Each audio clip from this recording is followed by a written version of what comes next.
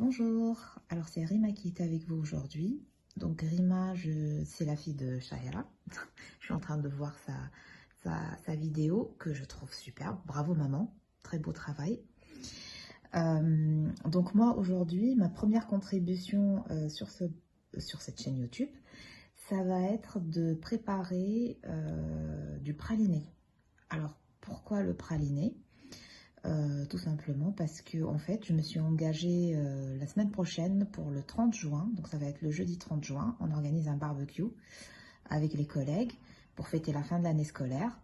Et moi je me suis engagée dans la préparation de desserts et vu mes origines, donc ils attendent un dessert avec une connotation orientale, donc j'ai choisi de faire le mhinchet.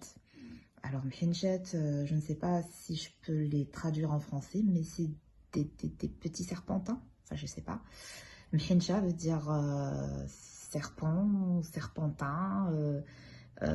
Donc, en fait, ça va être des petits serpentins individuels. Pour la préparation de ce praliné... Ah oui, donc je reviens à mes moutons. Alors, ces mhinchet, en fait, leur farce, c'est avec du praliné. D'accord ? Donc c'est une superbe recette que j'ai trouvée sur YouTube et que j'ai adaptée à mes propres besoins et à mon propre goût. Et c'est des mhinchet qui sont cuites au four. Voilà. Donc la première étape, c'est de préparer le praliné, vu que la farce est faite à base de praliné. Alors pour la préparation du praliné, bon moi j'ai des tas de recettes, hein, j'ai beaucoup de livres. Mais je reviens toujours à mon petit cahier que j'adore, que j'affectionne, dans lequel j'ai noté la recette de praliné. Alors pour le praliné en fait maison, donc il y a des noisettes, des amandes, du sucre, de l'eau, une gousse d'ail et plein d'étapes que je vais expliquer par la suite à travers la vidéo. Juste un petit changement cette fois parce que je n'ai pas de noisettes, donc je vais remplacer la quantité de noisettes par les amandes. Donc, alors, me voilà de retour. Donc je viens de peser les amandes, mais avant cela, donc j'ai mis le four à 160 degrés pour chauffer. D'ailleurs, à ce titre, il est en train de faire un bruit juste hallucinant. Il n'a jamais fait ce bruit-là, hein, donc je l'ai depuis 12 ans. Il n'a jamais fait ce bruit-là. Pour ma chaîne, donc ma première participation à la chaîne YouTube, donc il me fait un bruit pas très rassurant. Voilà. Donc je sais pas si c'est de bon augure tout ça. Bon bref, j'espère pouvoir finir la vidéo. Alors c'est 250 grammes d'amandes, donc que je vais prendre, que je vais poser ici. Voilà, sur un plateau. Donc je vais tchac. Voilà, je vais bien l'étaler. Alors je l'ai mis au four à 160 degrés pendant 20 minutes, histoire de torréfier. Donc pendant que les amandes sont en train de cuire au four, là je vais passer à la préparation du sirop. Donc pour la préparation du sirop, donc j'ai mis à l'intérieur 165 g de sucre et 45 g d'eau. Voilà, donc c'est du sucre normal. Et là l'objectif, ça va être d'allumer le feu. Donc je vais essayer quand même avec... Voilà. Et donc d'en faire un sirop. Alors le sirop... faut qu'il passe à 121 degrés. Alors moi j'ai un thermomètre culinaire. D'ailleurs je sais pas s'il est là. J'ai un thermomètre culinaire. Donc il est là. Voilà. Et ce thermomètre culinaire là va me servir à prendre la température de mon sirop. Donc le sirop doit arriver à 121 degrés. Si vous n'avez pas de thermomètre, je vois venir les questions ou les remarques, et ben faut que ce soit un sirop, quoi. Il faut que le sucre soit complètement fondu dans l'eau et la consistance, faut qu'elle soit un peu épaisse, pas trop épaisse, mais un peu épaisse quand même. Voilà. Alors moi je vais m'arrêter là au niveau de la cuisson du sirop parce que je l'ai touché entre les doigts. Donc vous plongez pas vos doigts à l'intérieur, hein. Il ne s'agit pas de ça, attention, ne vous brûlez pas. Mais en fait, j'ai pris sur la spatule en bois, j'ai testé comme ça et j'ai senti en fait qu'il y avait plus de graines de sucre. Donc là, le sucre a complètement fondu. Et là, tout de suite, là, je vais mettre mes amandes et je reviens. Voilà, donc j'ai ajouté mes amandes au sirop.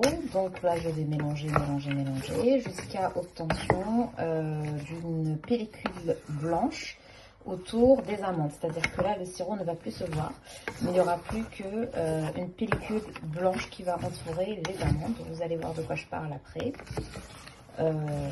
Donc voilà, bien sûr, vous faites ça hors feu.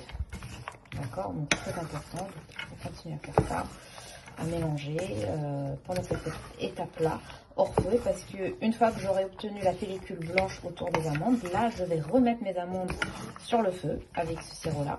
Et ensuite je vais pareil, mélanger jusqu'à ce que en fait la pellicule blanche va refondre et j'aurai un caramel. D'accord. Une fois que le caramel est obtenu, je verserai sur ce plateau-là l'appareil ou le mélange du futur praliné. Voilà. Allez, à tout à l'heure. Salut. Alors, après quelques instants, hein, même pas 5 minutes. Franchement, j'en ai même pas eu pour 5 minutes. Donc, vous voyez, il y a une espèce de pellicule blanche qui s'est déposée qui s'est formée sur les amandes. En fait, vous en doutez bien que cette pellicule blanche vient du sirop qui s'est refroidi ou je sais pas, il y a une espèce de réaction culinaire. Donc voilà. Donc je continue à mélanger. Donc vous voyez là, ce mélange-là, je vais là le remettre sur le feu. D'accord. Donc là, c'est l'avant-dernière étape du praliné. C'est parti. Donc voilà, donc là j'ai remis sur le feu, donc le feu il est entre doux et moyen, hein, je vais pas... Voilà, donc là je vais mélanger, le but du jeu ça va être de transformer ça en caramel, c'est-à-dire que la pellicule blanche va fondre et se transformer en caramel, et une fois que c'est fait, eh ben, je vais verser le tout sur une plaque, et la plaque que je vous ai montré tout à l'heure. Donc voilà, ça se transforme doucement mais sûrement, mais c'est à peu près ça. Voilà. Alors revenons à nos moutons, donc là c'est bon, vous voyez ça c'est, voilà, je vais le casser. Moi j'aime bien m'en goûter. C'est trop bon. Si on me laisse faire, je mangerai tout. Voilà, je vais faire avec une seule main, moi j'ai du mal. Mais le but, ça va être de casser. Voilà, un petit morceau. Et de mettre ça donc à l'intérieur du robot mixeur. Et de mixer le tout. Bon, je reviens. Je casse et puis je reviens. Donc voilà, donc après avoir tout cassé en petits morceaux les amandes. Donc là, je vais le mettre en marche. Alors, attention. Donc là, pour les robots mixeurs, faut aller mollo quand même. Parce que voilà, le but du jeu, c'est là de transformer ça en une pâte onctueuse. Et en fait, il y a des robots qui crament. Donc, je préfère mettre en garde. Donc, faut aller mollo. Voilà. Je vais fermer là. Avec une seule main, ça va être compliqué. Et puis, je vais aller mollo. J'ai appuyé sur 1. Alors, me revoilà. Donc là, je vais appuyer sur 1. Ça va faire un bruit juste immonde. Coucou, me revoilà. Donc voilà le résultat final. C'est vrai que je n'ai pas filmé les différentes étapes de mixage du praliné parce que je n'ai pas estimé que c'est nécessaire. Mais sachez que lorsque j'ai déposé les morceaux d'amande dans le mixeur à la séquence précédente, avant de se transformer en une pâte onctueuse liquide, c'est passé par différentes étapes. Donc le robot l'a mixé. J'ai d'abord obtenu une poudre. De poudre, ça s'est transformé en une pâte solide. voilà, et de pâte solide, ça l'a transformée en une pâte liquide. Donc voilà, ça sent extrêmement bon à la maison. J'ai juste envie de manger ça comme ça, mais je vais m'abstenir, bien évidemment. Donc voilà, donc si la vidéo vous a plu, n'hésitez pas à vous abonner à notre chaîne. Donc c'est une chaîne de partage de recettes de cuisine, de quotidien, d'astuces. Voilà, donc c'est une chaîne que je partage avec maman. Et donc abonnez-vous. Si vous avez des suggestions, des questions, des conseils à nous donner, écoutez, ben, on prend tout, hein. Moi, je prends tout, mais dans la limite du raisonnable, bien évidemment. Donc voilà, je vous remercie. Allez, à la prochaine.